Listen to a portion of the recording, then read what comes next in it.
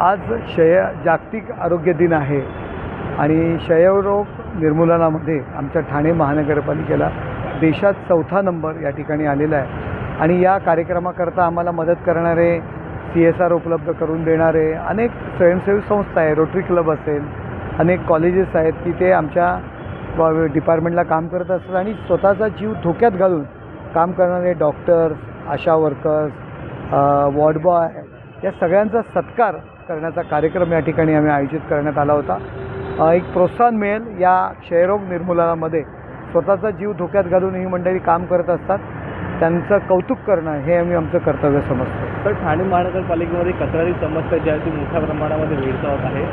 त्यादिवशी देखील उल्हाबाग या डेपोमध्ये जेव्हा कचरा टाकला त्यावेळेस विरोध मोठ्या प्रमाणात करण्यात आला, मोठ्या प्रमाणात विरोध होतोय। मी स्वतः आता त्याच ठिकाणी चाललो आहे, 10 मिनिटात त्या ठिकाणी मी अधिकाऱ्यांना पण त्या ठिकाणी बोलवलं आहे। लोकांचा नक्की विषय काय आहे तो समजून घेण्याचा मी प्रयत्न करतो। सर, ठाणे जिल्हा हा भाजपचाच बालेकिल्ला आहे, भाजपचं वर्चस्व जे आहे ते मोठ्या प्रमाणात आहे, 9 आमदार भाजपचे ठाणे जिल्ह्यामध्ये आहेत असं वक्तव्य जे आहे ते संजय केळकरांनी केलेलं आहे।